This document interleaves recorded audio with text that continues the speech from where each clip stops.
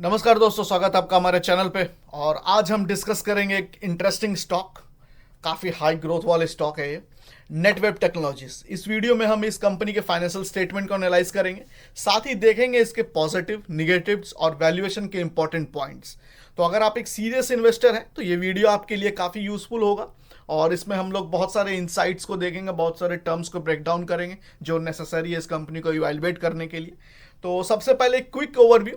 Netweb technology एक leading player है high performance computing solution में, जो फ्यूचर ग्रोथ के लिए काफ़ी प्रॉमिसिंग लगता है। लेकिन क्या इसका फाइनेंशियल हेल्थ और वैल्यूएशन अट्रैक्टिव है? चलिए धीरे धीरे हम लोग डीप डाइव करेंगे। पहले वैल्यूएशन में जाने से पहले एक कंपनी ने क्या क्या किया और जो इनके पीपीटी में क्या क्या इंपॉर्टेंट पॉइंट्स है उसके ऊपर हम लोग एक बार नज़र दे देते हैं। कंपनी का जो ग्रोथ ड्राइवर्स हैं, एआई रेवेन्यू है मेन। 136.3% वाई इंक्रीमेंट हुआ उसमें, कंट्रीब्यूटिंग 14.7% इनके रेवेन्यू का। अब स्ट्रॉन्ग सेक्टर्स जो है इनके लिए वो हायर एजुकेशन एंड रिसर्च है, 32% शेयर है वो। और आईटी एंड आईईएस 25% है। स्पेस एंड डिफेंस 24% है। और इनके कस्टमर्स की बात करें तो 255 रिपीट कस्टमर आए इनके पास, जो कि 85% ऑफ ओवरऑल रेवेन्यू को कंट्रीब्यूट करते हैं वो लोग। और 103 न्यू क्लाइंट्स ऑनबोर्ड किए अक्रॉस द इंडस्ट्रीज 9 मंथ में FY25 के। और government versus non government revenue की बात करें तो वो 60-40 के रेशियो में है। वो 60-40 के रेशियो में है। और ऑर्डर बुक की अगर बात करें तो 360 करोड़ के ऑर्डर बुक्स हैं इनके पास अभी करंटली। और 350 करोड़ के पाइपलाइन में है, ऑर्डर बुक नेगोशिएशन में है। और अगर इनके मेजर अचीवमेंट्स के बारे में बात करें तो है कि एक तो इन्होंने AMD जियोनोवा के साथ high and computing servers launch किया। एनवीडिया के साथ कोलैबोरेट कर रहे हैं ये AI GPU सिस्टम के लिए ऑन द ब्लैकवेल प्लेटफॉर्म। और enhance global footprint with plans to establish service network in Europe and the Middle East. और अब आते हैं इनके फाइनेंशियल हेल्थ पे, फाइनेंशियल परफॉर्मेंस पे। तो फाइनेंशियल परफॉर्मेंस का बात करें तो रेवेन्यू इनका 3,340 मिलियन रुपीज़ में है, जो कि 31.2% के ग्रोथ रेट है, जो कि उसका 30 ऑलमोस्ट 32% का ग्रोथ रेट है। और पैट 303 मिलियन है, जो कि 16.6% का इंक्रीमेंट है। और ROC देखेंगे तो कंपनी का 28.2% है और ROE 20.9% है। ये था इनका एक ब्रीफ, इनका जो PPT आया Q3 FY25 का, उसमें मेन चीज़ यही था समझने के लिए। ओके, अब हम चलते हैं इनके हम लोग पहले चार्ट से स्टार्ट करते हैं। अब हम लोग वैल्यूएशन में डिग करेंगे फर्दर। अब अगर इसके चार्ट्स पे अगर आप जाएंगे और प्राइस देखेंगे तो करंटली ये 2338 पे ट्रेड कर रहा है, फ्राइडे की क्लोजिंग इसकी। और आप मेरे चार्ट्स पे देखेंगे ज़्यादा तामझाम नहीं है, सिर्फ 3 मूविंग एवरेजेस में यूज़ करता हूँ, 50, 100 और 200। जो कि मेरे को एक कंप्लीट पिक्चर दे देता है कि स्टॉक डाउन ट्रेंड में है कि अप ट्रेंड में। ऑब्वियसली डाउन ट्रेंड में है, तीनों मूविंग एवरेजेस तोड़ के। 200 डे मूविंग एवरेज के नीचे भी इसने बहुत दिन बाद क्लोजिंग दिया है। देखते हैं कहाँ तक। लास्ट टाइम तो 2023 में 200 डे 50 के नीचे था ये, और चार्ट्स अवेलेबल नहीं है लगता है इसमें। 200 डे काफ़ी दिन के बाद यहाँ पे क्लोजिंग देने को आया है। एक बार चेक कर लेते हैं अपने हाई से कितना नीचे ट्रेड कर रहा है ये। ऑलमोस्ट लाइक 23% नीचे ट्रेड कर रहा है। आप मोर और लेस वहाँ से देखेंगे तो मोर और लेस आप से सकते हैं कि 23 से 25% नीचे अपने हाई से ये ट्रेड कर रहा है। अभी 200 डे तोड़ा है तो हो सकता है मोमेंटम थोड़ा सा नीचे की तरफ रहे स्टॉक में। देखते हैं कहाँ पे स्टेबलाइज होता है। और ये वीडियो बनाने का मकसद ये नहीं है कि आपको बाइंग सेलिंग का रिकमेंडेशन मैं नहीं दे रहा हूँ, बस एक लर्निंग प्रोसेस दिखा रहा हूँ मैं आपको स्टॉक की।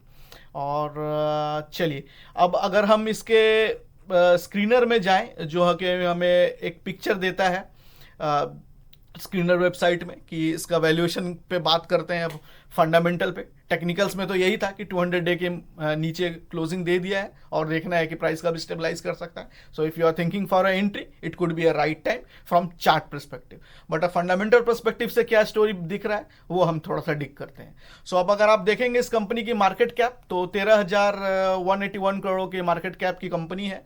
करंट प्राइस 2338 है, जैसा कि आपने चार्ट में भी देखा. और हाई और लो 52 वीक्स का अगर आप देखेंगे तो 1294 का लो था और 3060 का हाई है.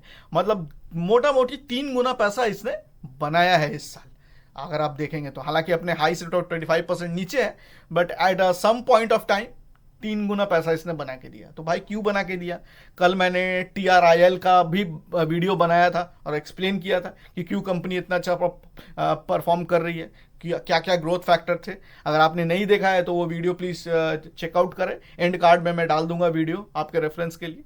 बट आप और भी बहुत सारे वीडियोस पड़े हैं मेरे चैनल पे और जो कि आपका नॉलेज को इन्हेंस करेंगे. सो आप देख सकते हैं उसको. और स्टॉक पी का अगर हम बात करें, मेन अगर हम स्टॉक पी का बात करें तो यहाँ पे आपको दिखेगा कि 130 का स्टॉक पी है. अभी के वैल्यूएशन का पी रेशियो तो हाई है, डेफिनेटली हाई है, जो फ्यूचर ग्रोथ के लिए काफ़ी ऑप्टिमिस्टिक एजम्पशंस को इंडिकेट करता है. अगर ग्रोथ सस्टेन नहीं हुआ तो वैल्यूएशन जस्टिफाई करना मुश्किल हो सकता है. सो ग्रोथ वर्सेस वैल्यूएशन, जब ग्रोथ स्ट्रांग है और वैल्यूएशन रीजनेबल हो तब एक अच्छा एंट्री पॉइंट होता है. करंट वैल्यूएशन पर मार्जिन ऑफ सेफ्टी काफ़ी कम लगता है. हालांकि चार्ट 200 डे के नीचे है, बट इसका ये मतलब नहीं है कि वो वहाँ पे रुक जाएगा. Maybe there could be some intense selling also. So अब अगर चलिए कुछ देखते हैं, कुछ पॉजिटिव बातें. तो लो डेब्ट टू इक्विटी रेशियो है 0.02, मतलब ऑलमोस्ट लाइक डेब्ट फ्री कंपनी है. ज़्यादा लोन और हेडेक लेके नहीं चलती कंपनी. सो अब अगर लिक्विडिटी रेशियो में जाएंगे तो क्विक रेशियो अगर आप देखेंगे इसका तो 1.58 है, जो कि सजेस्ट करता है कि कंपनी के पास सफिशिएंट लिक्विड एसेट है अपने शॉर्ट टर्म ऑब्लिगेशन को कवर करने के लिए, जो कि एक गुड लिक्विडिटी को इंडिकेट करता है. अब अगर आप नीचे प्राइस टू सेल्स पे जाएंगे सो ये डेफिनेटली एक्सपेंसिव है. 13:2 का प्राइस रेशियो है, मतलब ₹1 सेल्स के जो जनरेट कर रही है कंपनी, इन्वेस्टर्स ₹13 दे रहे हैं इस कंपनी को. सिंपल मतलब प्राइस टू सेल्स. ओके, सो ये मेरा इंटरप्रिटेशन में काफ़ी हाई है, वैल्यूएशन हाई है. अब दूसरा वैल्यूएशन के लिए चलते हैं ईवी टू एबिटा में. अब ईवी टू एबिटा आप 86 का देख रहे हैं. ईवी टू एबिटा क्या है? ईवी मतलब इंटरप्राइज वैल्यू, एबिटा मतलब और एबिटा मतलब हो गया आपका earning before interest, taxes, depreciation and amortisation. So EBITDA के लिए, सो एवरी ₹1 एबिटा के लिए कम इन्वेस्टर्स इसको ₹86 दे रहे हैं. ओके, सो सब मिला के ये लगता है कि हाई ग्रोथ कंपनी है, वैल्यूएशन महंगा है, इसीलिए सभी इन्वेस्टर्स इतना पे करने के लिए रेडी हैं. सो बट ये एक अच्छा एंट्री पॉइंट नहीं है मेरे अकॉर्डिंग. हालांकि this is not a buy and selling recommendation, जैसे पहले ही मैंने बोला आपको. सो ये था एक क्विक आप देखेंगे. हाँ, आप अगर इसका ROE देखेंगे तो 29.3 है, जैसे कि हम लोग पहले भी डिस्कस कर लिए. ROC 38.4 है, जो दिखाता है कि एफिशिएंसी इंक्रीज हो रहा है कंपनी का. OPM 14% है, मार्जिन 14% है. EPS 17.9 है पर शेयर EPS. और क्वार्टरली सेल्स वेरिएशन है, ये इतना इंपॉर्टेंट नहीं है. Sales growth 72%, excellent. ROE 29.3% और प्रॉफिट ग्रोथ 78% की है. सो इंटरेस्ट कवरेज रेशियो 24% है. ये भी एक इंपॉर्टेंट पैरामीटर होता है चेक करने के लिए किसी भी कंपनी में कि वो कितना अर्न कर रही है अपना इंटरेस्ट कवर करने के लिए. हालांकि डेब्ट टू इक्विटी 0.02 है, तो इंटरेस्ट कवरेज तो हाई होगा ही, क्योंकि ऑलमोस्ट लाइक डेब्ट इसने लिया ही नहीं है तो इंटरेस्ट क्या भरेगा. सो वही वाली बात है. सो ये था एक मोटा मोटी. डिविडेंड यील्ड 0.09% है सिर्फ, डिविडेंड बिल्कुल नहीं देती कंपनी.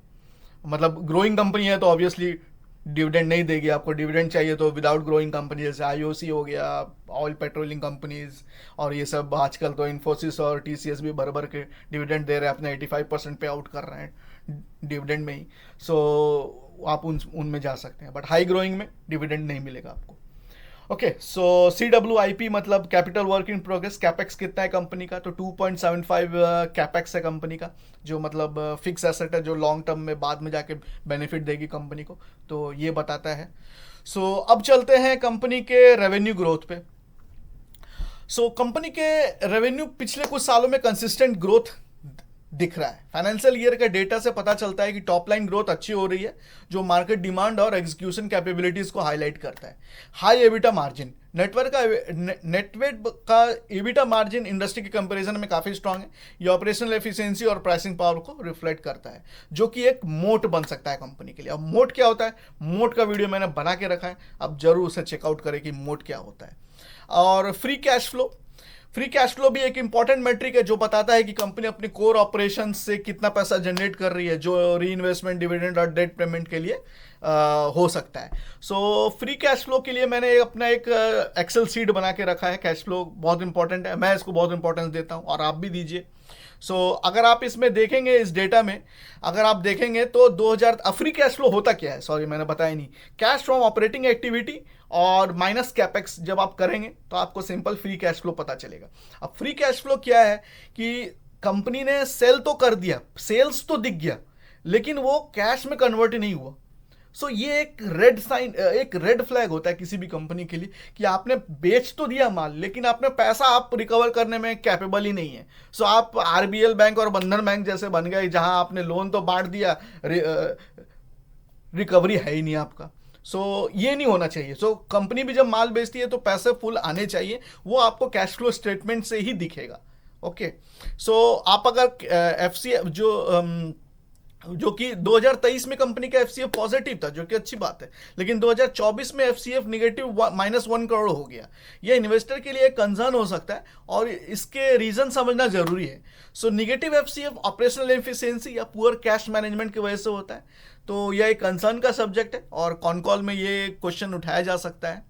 और तो ये तो पॉजिटिव की बात करते करते सॉरी मैं नेगेटिव में आ गया। और अगर आप इसके पॉजिटिव में तो लो डेब्ट तो था ही, इसका डेब्ट नहीं है कंपनी के पास। और अगर आप इसके पॉजिटिविटी में जाएंगे तो सेक्टर टेलविंड्स काफ़ी अच्छा है। हाई परफॉर्मेंस कंप्यूटिंग एक रैपिडली ग्रोइंग सेक्टर है, इसका डिमांड एआई, क्लाउड कंप्यूटिंग और बिग डेटा एप्लीकेशन के साथ बढ़ता जा रहा है, जो नेटवेब के लिए काफ़ी फेवरेबल ट्रेंड है। अब इसके जो पॉजिटिव में तो यही था, हाई सेल्स ग्रोथ कंपनी है, सब कुछ अच्छा है, मार्जिन अच्छा है, ईपीएस अच्छा है, सब कुछ अच्छा ग्रो कर रही है। लेकिन अगर आप इसके चार्ट्स में अगर आप जाएंगे तो आप देखेंगे एक चीज़, सेल्स ग्रोथ देखिए, जो ये दिखाता है अपना Screener.in, इसमें सेल्स ग्रोथ में सबसे टॉप पे यही कंपनी है 71% सेल्स ग्रोथ के साथ, प्रॉफिट ग्रोथ भी 78%, पेग रेशियो भी 1.37 है। तो पेग के हिसाब से भी ज़्यादा ही महंगी कंपनी नहीं दिख रही है अभी फिलहाल, जो इसने ऑटो सेलेक्ट किया है हार्डवेयर कंपनीज उसके अकॉर्डिंग। अब अगर आप इसके इनकम स्टेटमेंट और बैलेंस शीट को देखेंगे तो आपको ज़्यादा कुछ प्रॉब्लम नहीं दिखेगा अगर आप इसको पूरा ओपनली अच्छे से डिग नहीं करेंगे तो। लेकिन आप जहां आपने ये इन्वेस्टिंग एक्टिविटी डिग किया तो आपको पता चलेगा, जैसे आपने फ्री कैश फ्लो जो मैंने बोला आपको, यहाँ देखिए रिसीवेबल्स -33% है। निगेटिव रिसीवेबल और निगेटिव इन्वेंट्री है कंपनी का। ये एक रेड फ्लैग है। अब बात करते हैं पहले रिसीवेबल जो निगेटिव है उसके लिए। तो इसका मतलब है कि कंपनी का नेट क्रेडिट सेल्स तो बढ़ रहा है, रेवेन्यू कंपनी जनरेट कर रही है, पर कस्टमर से कैश अभी रिसीव नहीं कर पा रही है या रिसीव नहीं हुआ है। इसका कैश फ्लो पर निगेटिव इंपैक्ट होता है, जो कि आप देख रहे हो। रेवेन्यू बढ़ रहा है, ग्रोथ बढ़ रहा है, सब कुछ बढ़ रहा है। Okay, in the cloud everything is happening, जैसे कि क्लाउड में है कंपनी।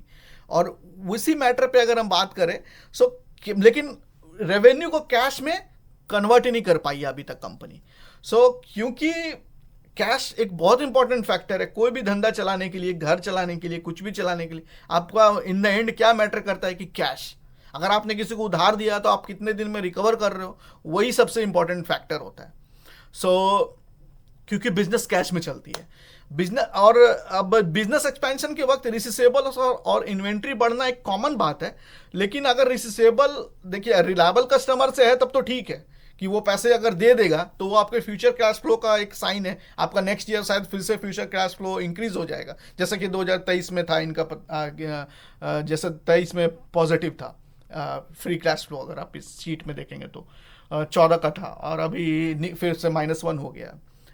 ऑपरेटिंग एक्टिविटी 18 था, अब 18 में से आप कैपेक्स माइनस कर लोगे, फिक्स परचेज माइनस, तो -1 में आ गया। ये था इसका। अब चलते हैं कि इन्वेंट्री निगेटिव है तो क्या फर्क पड़ता है। निगेटिव इन्वेंट्री का मतलब है कि कंपनी ने अपना स्टॉक बढ़ा लिया है। ये तो या तो फ्यूचर डिमांड के लिए प्रिपरेशन कर रही है कंपनी, और अगर आप इसको अगर लेमन टर्म बुक टर्म्स में जाएंगे तो ये एक इनएफिशिएंट इन्वेंट्री मैनेजमेंट सिस्टम होता है। ज़्यादा इन्वेंट्री फ्यूचर को डिमांड मीट करने के हेल्प करेगा, लेकिन एक इनएफिशिएंट मैनेजमेंट को दिखाता है, क्योंकि आपका कैश वहाँ फंसा हुआ है, आपने इन्वेंट्री स्टॉक ज़्यादा किया है तो। और कैपेक्स रिक्वायरमेंट काफ़ी हाई है इस इंडस्ट्रीज़ में, जो फ्री कैश को पोर्शन को कंज्यूम कर सकता है। ये फ्यूचर में प्रॉफिटेबिलिटी को थोड़ा इम्पैक्ट कर सकता है। हालांकि अभी कैपेक्स ठीक ही है कंपनी का, बहुत ज़्यादा तो नहीं है सेल्स के अकॉर्डिंग देखा जाए तो, और कैश फ्रॉम ऑपरेटिंग एक्टिविटी के हिसाब से ठीक ही है। और वैल्यूएशन कंसर्न है कंपनी का, रेड फ्लैग जो मैंने बहुत बार एम्फेसाइज किया। और कंपटीशन भी है इस सेक्टर में ग्लोबल प्लेयर्स का कंपटीशन काफ़ी टफ है, और अगर नेटवेब अपने मार्केट शेयर को सस्टेन नहीं कर पाया तो ये एक मेजर रिस्क हो सकता है। और सबसे चीज़ है कि ग्रोथ, ये अपने ग्रोथ को सस्टेन कर पाएगा तो वेल एंड गुड, तब तो कंपनी जैसे अभी मल्टीपल्स दिया है मार्केट ने इसको 130 का, और एबिटा सब कुछ हाई मल्टीपल्स में है। सो कंपनी मार्केट इसको रिवार्ड करते रहेगी अगर ये जब तक अपना सेल्स को प्रूव करता रहेगा, और धीरे धीरे इसको अपने बैलेंस शीट और कैश फ्लो को भी इम्प्रूवमेंट जरूर शेयर होल्डर्स देखना पसंद करेंगे आने वाले टाइमों में। तो दोस्तों, ये था नेटवर्क टेक्नोलॉजीज का एक प्रॉमिसिंग कंपनी का एनालिसिस। अगर आप लॉन्ग टर्म इन्वेस्टर हैं तो ध्यान से कंपनी के फंडामेंटल और फ्यूचर परफॉर्मेंस को ट्रैक करते हुए इसमें इन्वेस्ट करने का प्लान करें, और इसको अपने वॉच लिस्ट में रखें। तो अगर ये वीडियो पसंद आया और आपने कुछ सीखा तो ज़रूर लाइक करें और सब्सक्राइब करें, और मुझे सपोर्ट दें, और अपने दोस्तों के साथ भी शेयर करें। और अगले वीडियो में मिलेंगे हम और एक नए इंटरेस्टिंग टॉपिक के साथ। तब तक के लिए हैप्पी इन्वेस्टिंग एंड लर्निंग। और आपको अगर थोड़ा सा भी लर्निंग मिला इस वीडियो से तो लाइक ज़रूर करें, और मिलते हैं फिर नेक्स्ट वीडियो में। Thank you very much for watching.